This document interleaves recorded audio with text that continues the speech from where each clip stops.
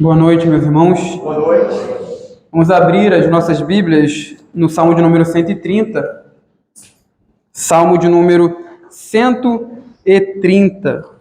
Salmo de romagem. A gente tem, como o pastor falou muito bem, a gente tem exposto, melhor dizendo, os cânticos de romagem, né, que são os cânticos de peregrinação, os cânticos usados pelo povo de Deus, quando eles peregrinavam, saíam em jornada até Sião para adorar o Deus de Israel nas três festas principais, né? A Páscoa, Pentecostes e Tabernáculos.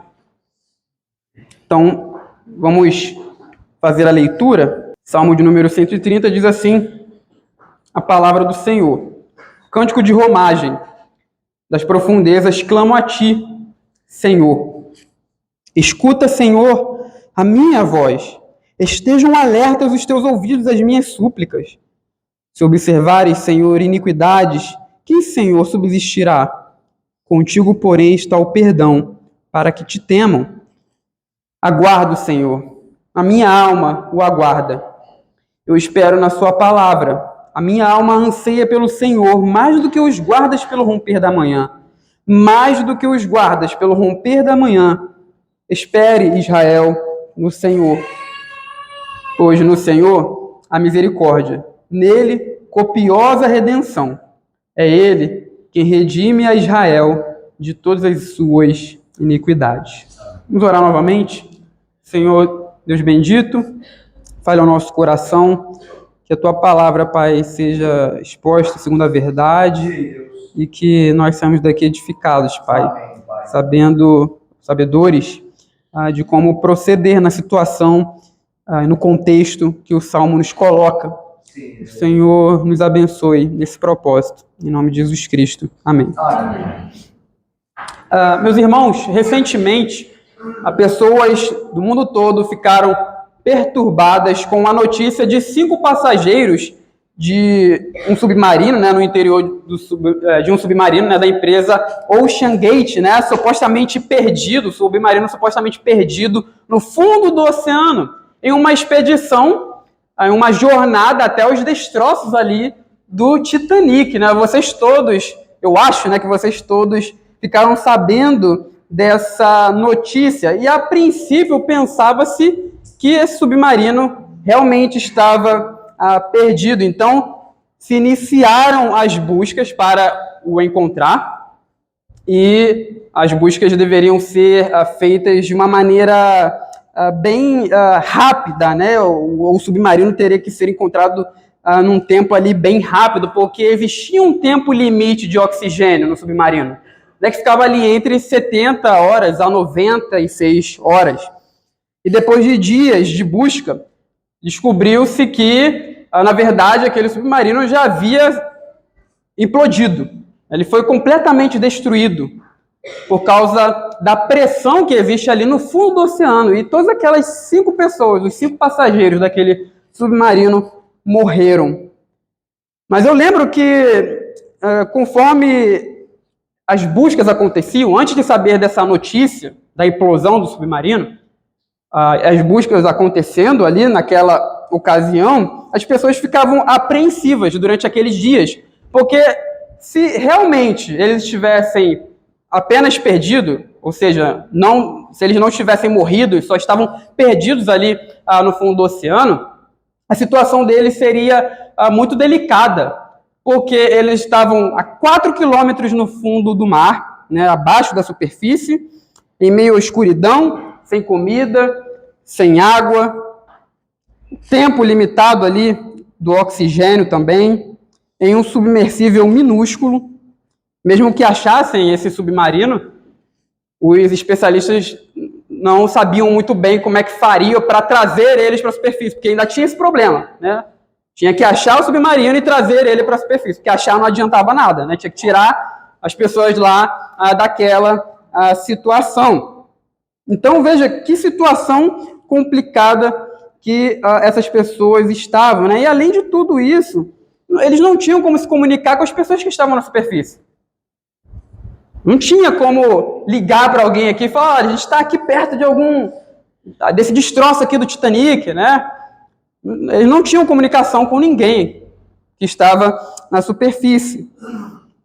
É uma situação desesperadora, né? A quem eles poderiam clamar naquelas profundezas? Veja que o nosso salmo fala desse assunto. O nosso salmo fala de alguém que estava nas profundezas, mas sabia que não importava o quão fundo ele estava, o Deus da aliança poderia ouvir o seu clamor e o resgatar. O Deus da aliança poderia tirar essa pessoa das profundezas das águas. O nosso cântico de romagem, meus irmãos, é um cântico de lamento. O que é um cântico de lamento? Ou o que é um salmo de lamento? É um salmo onde o salmista expõe ali os seus problemas, suas tribulações diante de Deus. Por muitas vezes o salmista passa por perseguições, por angústias em sua alma, e ele coloca isso diante de Deus, o seu lamento, e espera que o Senhor o livre. O salmista aqui está em uma situação angustiante, pede a Deus para ajudá-lo. E veja que é muito interessante esse salmo, porque ele não apenas reconhece que ele está naquela situação de angústia e que precisa da ajuda de Deus. O salmista aqui reconhece também que ele está naquela situação pela sua própria culpa. Ele que se colocou lá por causa do seu pecado.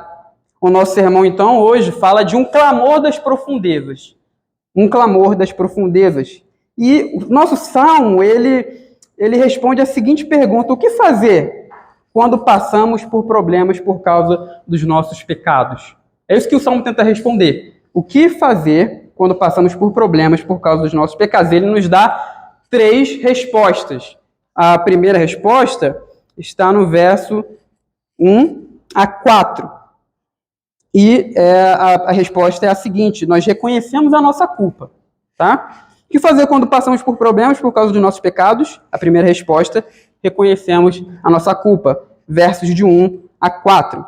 O salmista aqui, ele fala que está no fundo do oceano. E os salmistas, não só nesse aqui, né, os salmistas nesse saltério, nessa composição aqui, né, do livro dos Salmos, os salmistas frequentemente se colocam ou falam que estão nas profundezas, né? Frequentemente eles oram das profundezas. No Salmo 42, verso 7, o Salmo 88, verso 7 também, e o Salmo 69, verso 2 e 14, é muito especial aqui para a gente, porque ele usa uma linguagem muito semelhante à do nosso Salmo. Verso 69, ou melhor, Salmo 69, verso 2 e verso 14, diz assim, acompanhe comigo aí, não precisa abrir lá, né? Ouça aí o que diz o Salmo 69, verso 2, primeiramente. Ele diz o seguinte: estou atolado em profundo lamaçal que não dá pé. Estou nas profundezas das águas e a corrente me submerge. Verso 14, livra-me do tremedal para que não me afunde. Seja eu salvo dos que me odeiam e das profundezas das águas. Então perceba, meus irmãos, que Salmo 69 também fala de alguém que se encontrava no fundo do oceano. É claro que isso aqui é uma metáfora, né? A pessoa não estava lá, obviamente, no fundo do oceano, porque senão ela morreria. Então é uma metáfora, é uma linguagem que os salmistas usam para falar de uma situação que eles estão como se eles estivessem envoltos pela força do caos. A gente sabe que a Bíblia usa essa linguagem simbólica das águas, dos rios, dos mares, como uma representação das forças do caos, das forças da morte e da decadência, né? E por que o salmista e os salmistas usam essa linguagem? Não é preciso muito para explicar isso. Se a gente parar para olhar a natureza, a gente vai perceber que as águas realmente são poderosas, né? Os rios, os oceanos. Você entrar no oceano quando ele está agitado, você vai provavelmente se afogar, né? Não dá para lutar contra as forças das águas. Recentemente nós tivemos no nosso país uma inundação lá no Rio Grande, né? No sul. E a gente vê as forças das águas destruindo tudo. Lá na Líbia também a tempestade Daniel, que passou por lá, teve inundações que trouxeram mortes, muitas mortes, porque realmente as águas são impetuosas, são fortes, elas representam o caos. Mas não importa, meus irmãos, não importa o quão grande seja a distância geográfica entre nós nas profundezas e Deus, pois o nosso Deus, o Deus da aliança, ele pode nos ouvir. Não importa quão profundo nós estejamos em nossas angústias, em nossos lamentos, não importa o quanto as águas sejam impetuosas, Deus pode nos ouvir quando estamos nessa situação. Desta forma, o verso 2 do Salmo introduz um apelo a Deus, e o salmista, ele apela a Deus com quem ele tem uma relação pessoal de confiança. Ele mostra que confia no Senhor, ele mostra que tem uma relação pessoal de confiança no Senhor. Como é que isso aparece no nosso Salmo? Veja aí no verso de número 2, ele diz, escuta, Senhor. No verso de número 3 e 6 também aparece essa relação de confiança no Senhor. Veja o verso de número 3, ele diz, se observares, Senhor, e no verso de número 6, a minha alma anseia pelo Senhor. Embora a nossa tradução aqui, na Ara, né, ela traga aqui só o título Senhor, o hebraico aqui, ele na verdade traz um pronome pessoal, né? A ideia de que o salmista se dirige a Deus como o seu Senhor, meu Senhor. Então ele diz o seguinte, escuta, meu Senhor, se observares, meu Senhor, a minha alma anseia pelo meu Senhor. Então, o salmista, ele mostra aqui essa relação pessoal que tem com Deus, chamando Deus de seu Senhor. É o Deus dele. Então, perceba que, mesmo quando estamos em situação de profunda angústia causada pela nossa própria culpa, Deus não deixou de ser o nosso Deus. Ele não deixa de ser o nosso Deus quando estamos nessas situações. E nós não deixamos de pertencer ao nosso Senhor.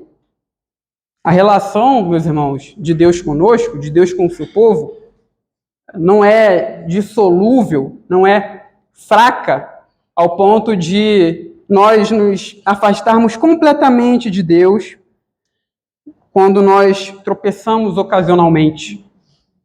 Os nossos pecados ocasionais, os nossos tropeços acidentais não podem quebrar a aliança que Deus tem conosco.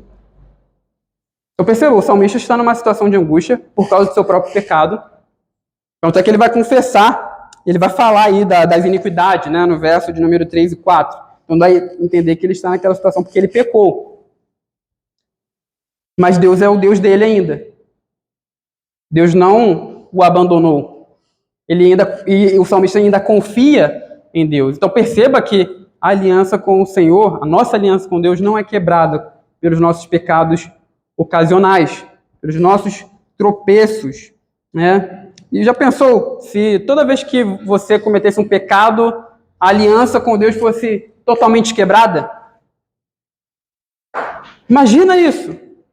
A situação de desespero humano que nós estaríamos.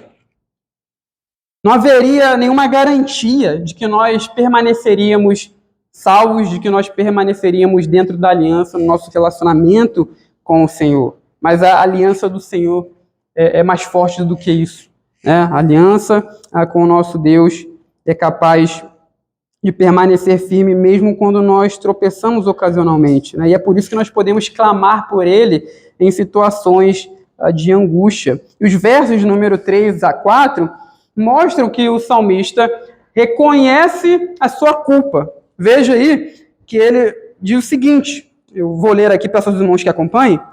Se observares, Senhor, iniquidade, quem, Senhor, subsistirá? Contigo, porém, está o perdão para que te temam. Perceba que o salmista fala aqui do Senhor observando iniquidade, né? Ou hipoteticamente observando a iniquidade. E a ideia fundamental aqui do salmista, quando ele fala sobre observar aqui, é o seguinte, né? A ideia de que se Deus prestar muita atenção nas nossas iniquidades, ninguém poderá permanecer. Então, a ideia do verbo aqui, observar, é de prestar muita atenção. Se o Senhor prestar muita atenção em nossos pecados, ele pergunta, né? Quem que vai permanecer diante dele? Quem que vai permanecer diante do Senhor nessas ocasiões? E perceba, meus irmãos, que essa é uma pergunta retórica, né? É aquela pergunta que alguém faz, mas que já há a resposta para ela. E a resposta aqui é ninguém, né? Então, retumbante, ninguém. Porque não existe homem justo na terra que faça o bem e não peque. Já dizia o pregador lá de Eclesiastes, Eclesiastes 7:20, não existe homem na terra que faça o bem e não peque. Deus é santo e todos nós pecamos diante dele. Então, se ele prestar muita atenção em nossas iniquidades, ninguém pode permanecer de pé. Todos nós seríamos destruídos. Mas no verso 4 há um ar de esperança. O perdão pertence a Deus para que o temamos. Eu vi um pregador comentando sobre esse texto essa semana. Ele fala algo bem interessante, né? Que normalmente nós temos a concepção, ou os homens têm a concepção de que a concessão de perdão é sinônimo de fraqueza. Porque nós pensamos que se nós perdoarmos a pessoa que nos ofende, ela vai praticar a mesma coisa novamente ou fará algo pior. Ou seja, ele me perdoou, então não liga, né? É fraco.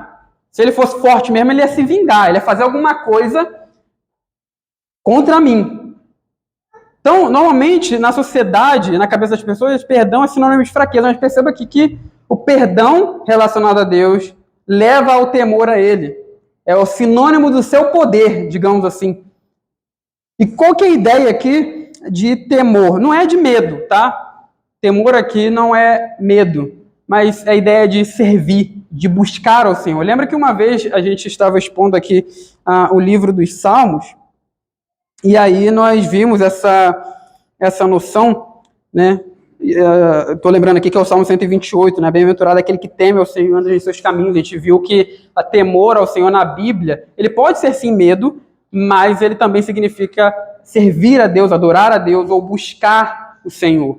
Então aqui a ideia é exatamente essa. O perdão está com Deus para que nós busquemos nele o perdão, né? O perdão de Deus nos leva a temê-lo.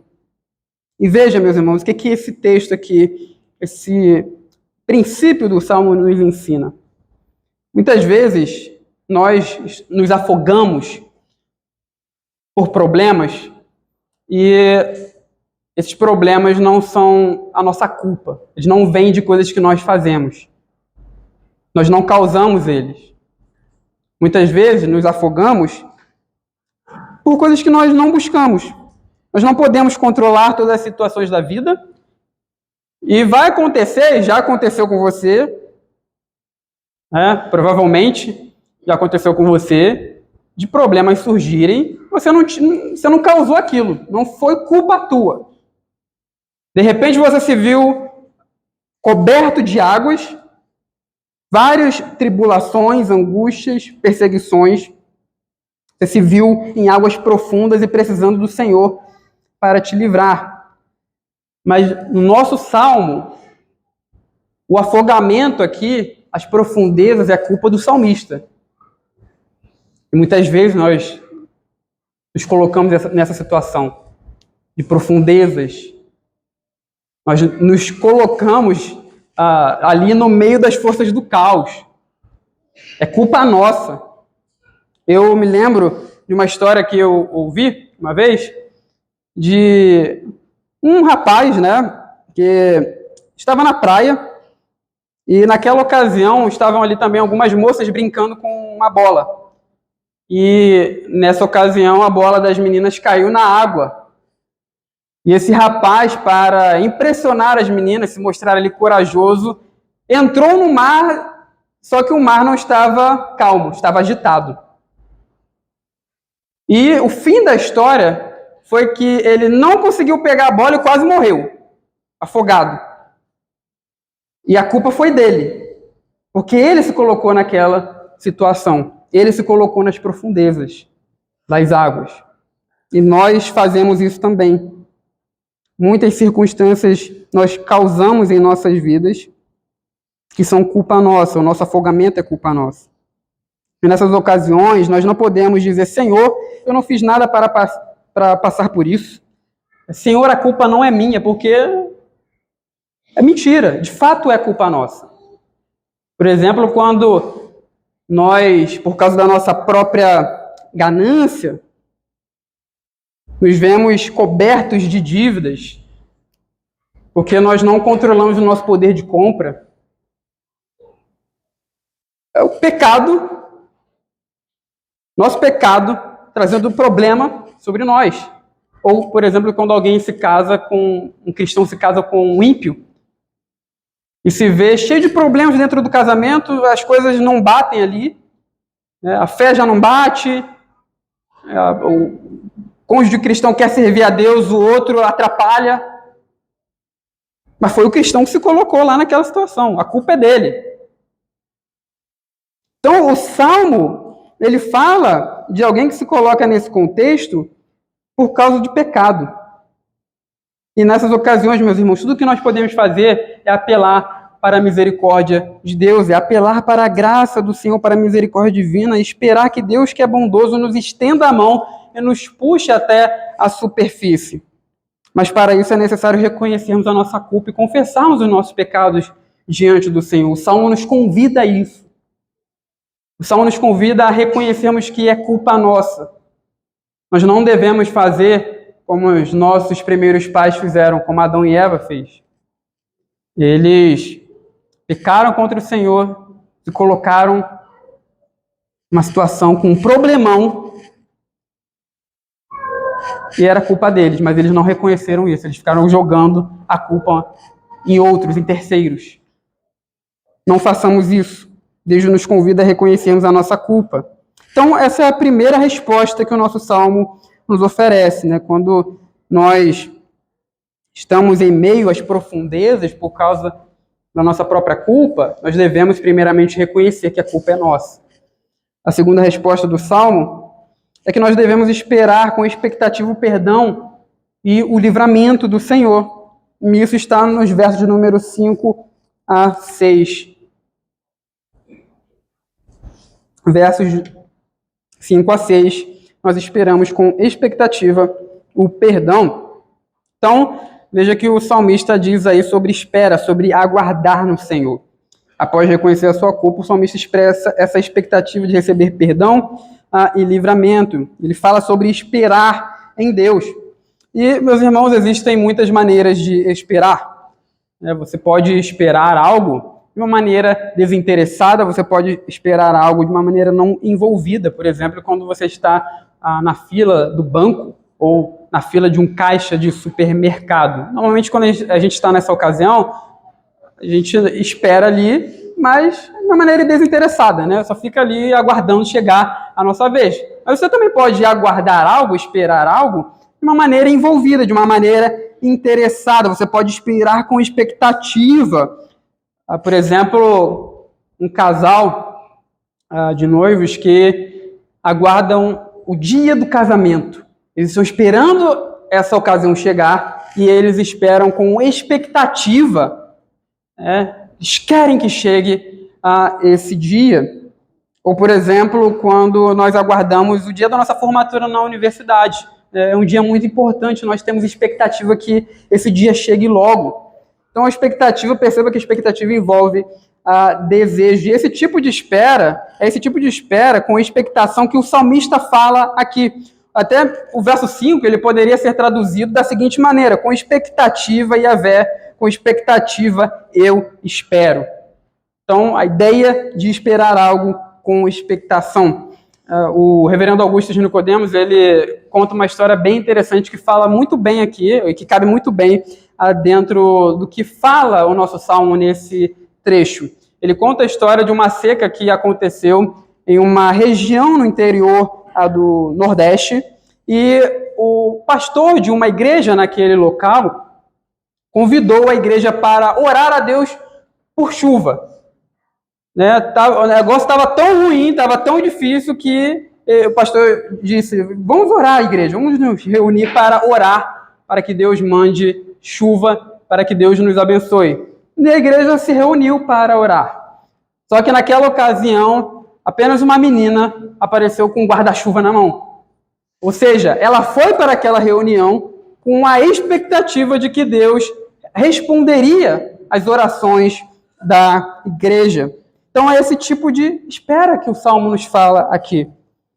Pelo que o salmista espera? Ele espera pela resposta de Deus. Eu espero, Yahvé, na sua palavra. Veja o verso de número 5. Aguardo o Senhor. A minha alma o aguarda. Eu espero na sua palavra. Veja que ele aguarda a resposta de Deus à sua oração. Provavelmente aqui a ideia de palavra é essa resposta ou atitude que Deus tomaria diante do pedido do salmista, né? A resposta de perdão e livramento que Deus daria, segundo a sua vontade, ao salmista. E essa espera, além de ser uma espera com expectativa, é uma espera também confiante. Veja o verso de número 6, ele diz o seguinte, acompanhe comigo a leitura: a minha alma anseia pelo Senhor, mais do que os guardas pelo romper da manhã. Veja que essa espera confiante é mostrada pela própria imagem que o salmista usa aqui. Ele fala de guardas, de vigias, esperando a manhã chegar. Vigias, você sabe muito bem, eles normalmente trabalham à noite, né? Claro, o vigia pode trabalhar de dia também, mas aqui a ideia é bem clara, ele está falando do vigia, que guarda uma cidade à noite e espera pela manhã chegar. E aqui é bem interessante isso que o salmista fala, porque ele provavelmente tem em mente aqui uma ideia bem comum no mundo bíblico, de usar o dia e a noite como metáforas aqui, como um termo simbólico, né? E qual que é a ideia aqui? Que o salmista usa, né, dentro ali do mundo do pensamento bíblico.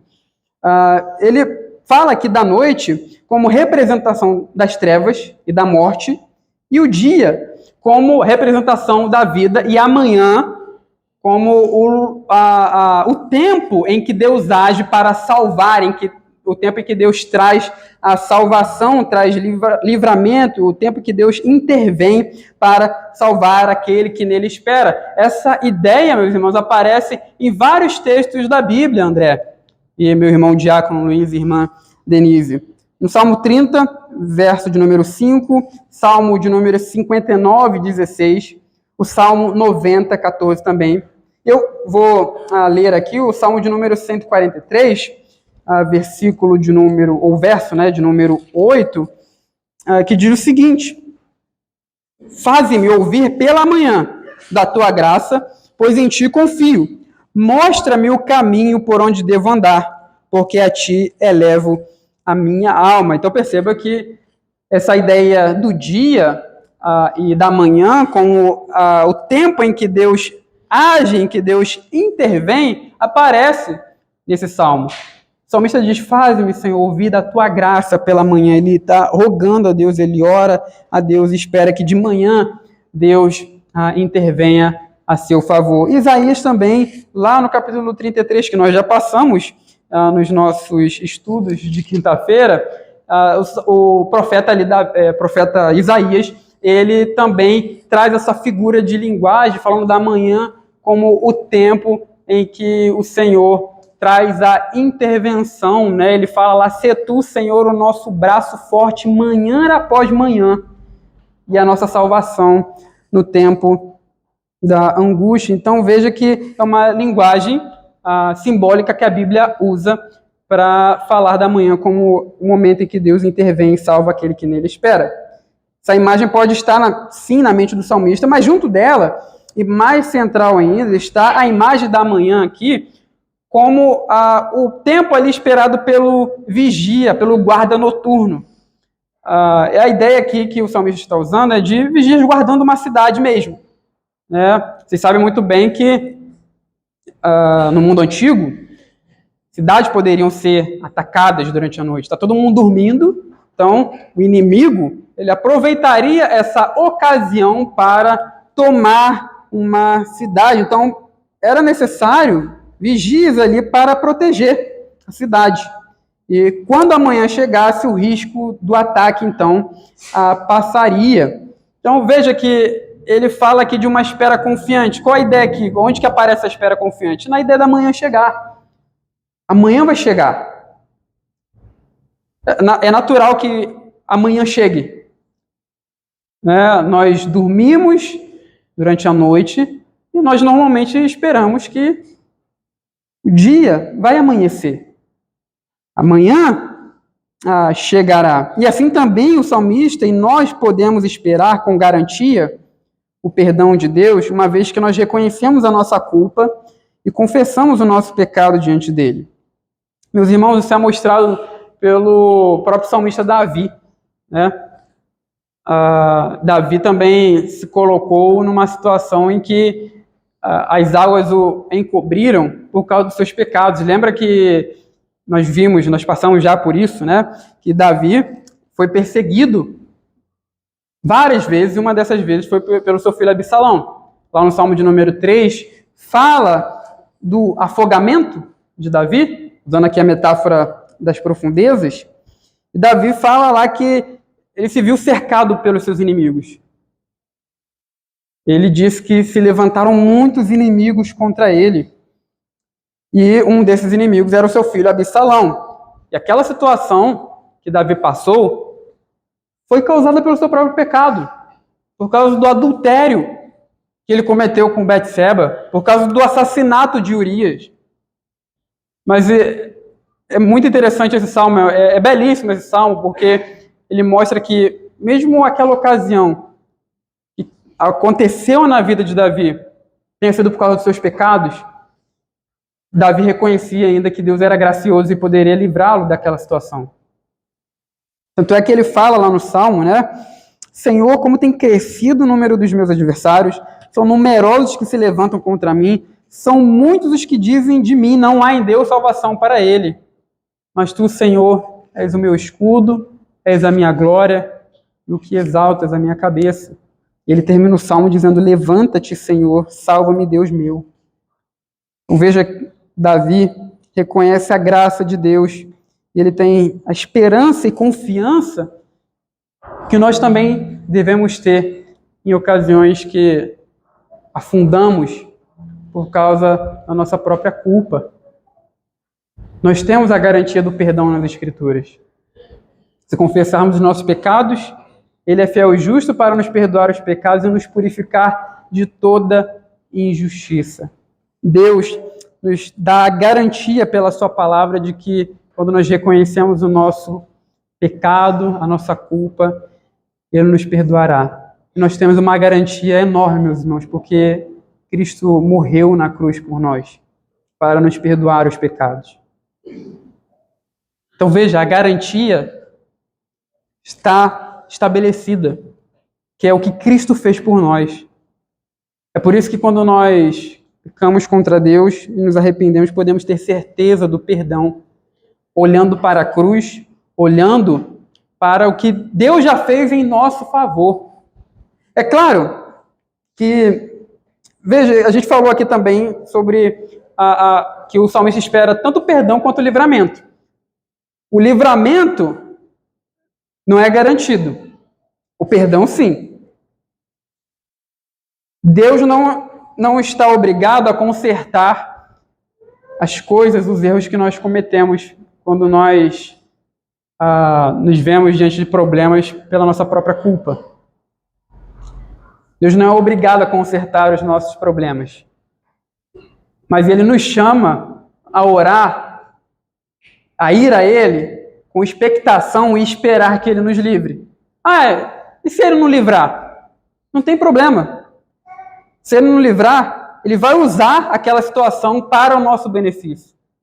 Ele vai usar aquela situação para nos aperfeiçoar em Cristo Jesus. Então veja, que tanto Ele nos livrando, Ele consertando as coisas, ou não, nós estaremos seguros na mão dEle. Nós devemos orar pelo perdão, o perdão é garantido, e também pelo livramento. E esperar pelo livramento. Mas se Deus não nos livrar, se Ele não consertar as coisas, mesmo assim, Ele vai usar aquilo em nosso favor, segundo a sua muito grande sabedoria e graça que nós temos nele em Cristo Jesus. É esse tipo de esperança que o povo de Deus deve ter, baseado também no seu amor. E é disso que o salmista falará agora no último trecho do nosso salmo, nos versos de número 7 a 8, né? Pegando aí um trecho do verso de número 6. Então, nós encontramos aí, nesse trecho final, a resposta, né? A última resposta para a nossa pergunta inicial. O que nós fazemos quando nos afundamos por causa dos nossos próprios pecados? Nós, além de reconhecermos a nossa culpa, e além de esperar com expectação que Deus nos perdoe e nos livre, nós também encorajamos o povo de Deus a esperar por esse perdão e pelo livramento do Senhor. É isso que nós vemos no trecho final. Mais do que os guardas pelo romper da manhã, diz o verso 6, final, e o verso 7, espera Israel no Senhor, pois no Senhor há misericórdia, nele copiosa redenção. É ele quem redime Israel de todas as suas iniquidades. Então veja que o salmista aqui, durante todo o salmo, ele se dirige a Deus, Paulo e Isabela. Mas agora o salmo aqui, o salmista, se dirige à congregação de Israel. É muito provável, meus irmãos, que esse salmo aqui tenha sido escrito no período do exílio. Um período em que o povo de Deus estava cativo, ele estava nas profundezas por causa da sua própria culpa. Israel pecou várias vezes contra o Senhor, várias vezes abandonou a aliança e foi levado ao cativeiro babilônico. Então ele estava afundando pela sua própria culpa. Mas Deus já havia dito que livraria o seu povo. E isso é magnífico. Mostra a graça e a misericórdia de Deus. Ao mesmo tempo que os profetas enviados pelo Senhor anunciaram o cativeiro babilônico, anunciaram o exílio, eles também anunciaram o perdão de pecados da N. Eles anunciaram a graça de Deus e o perdão de Deus ao seu povo, ao povo que Deus escolheu. Então veja que o salmista aqui, no verso de número 7, 8, ele vai dar aqui 2 motivos para nós, como povo da aliança, esperarmos no Senhor, né? Ele se dirige a Israel, fala: Israel, espera no Senhor. O Senhor vai te livrar do cativeiro. Porque no Senhor há redenção. Ele que vai te perdoar dos pecados que você cometeu, que te colocaram nessa situação.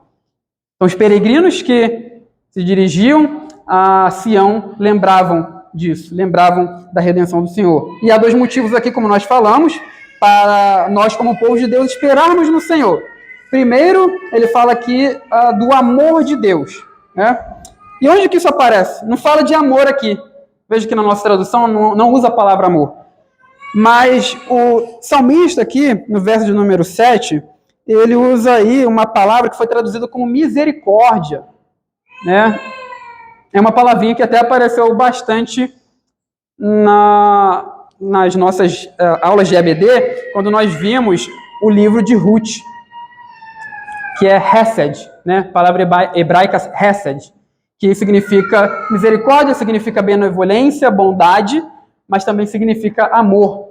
E é muito interessante isso aqui dentro do nosso salmo, porque essa palavra que é usada pelo salmista aqui é muitas vezes usada na Bíblia, né? Os autores usam várias vezes ela para falar a maneira como Deus age com o seu povo dentro do contexto da aliança, né? Então, a ideia aqui que o salmista quer trazer é que há o amor benevolente de Deus, o amor da aliança, é um amor compromissado. Espera Israel no Senhor, pois no Senhor existe o seu amor da aliança, no Senhor existe o seu amor fiel e leal. Então esse é o primeiro motivo para nós esperarmos o perdão dos nossos pecados. O Senhor nos ama com um amor compromissado, o amor da aliança. E o segundo motivo está na metáfora da redenção, que faz alusão ao Êxodo, quando o amor de Deus por Israel se manifestou libertando o seu povo do Egito com copiosa redenção. Os israelitas escravizados no Egito foram libertados. Então, o salmista aqui ele faz alusão ao Êxodo quando ele usa essa metáfora do resgate de um escravo, a redenção.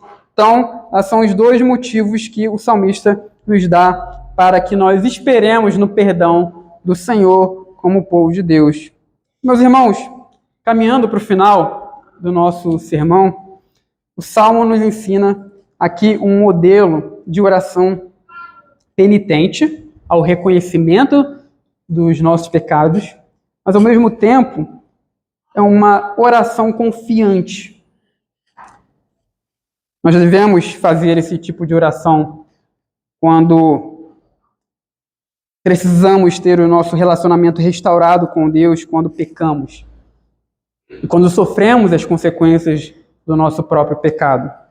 A confiança do salmista aqui, perceba que ela não está baseada nele mesmo, nem em algo intrínseco que há nele. Ele não fala, Senhor, perdoa-me porque eu sou bom. Senhor, perdoa-me porque eu sou justo. Eu pequei uma vez, eu tropecei aqui, foi só uma ocasiãozinha aqui, Senhor. Eu ando justamente diante do Senhor. Perceba que o salmista não argumenta assim. A argumentação está toda baseada em Deus. É em quem Ele é no que Ele faz, é no compromisso da aliança dele conosco. Toda a argumentação do salmista está na natureza perdoadora de Deus. Assim também, meus irmãos, a comunidade cristã, nós como povo de Deus, quando sofremos os nossos pecados e consequências, nós podemos ir ao Senhor com o coração arrependido e confiante, esperando pelo perdão dos nossos pecados. Não por causa dos nossos próprios méritos, mas por causa do amor infalível de Deus por nós. Um amor que está firmado na sua lealdade à aliança que Ele tem conosco. Deus nos encoraje para que, nos momentos em que estivermos nas profundezas, na mais profunda treva, nós nos arrependermos, reconhecermos a nossa culpa e nos dirigirmos ao Senhor em uma oração penitente, mas ao mesmo tempo confiante e expectativa de que Ele nos perdoará e também nos livrará. Que Deus nos abençoe. Amém.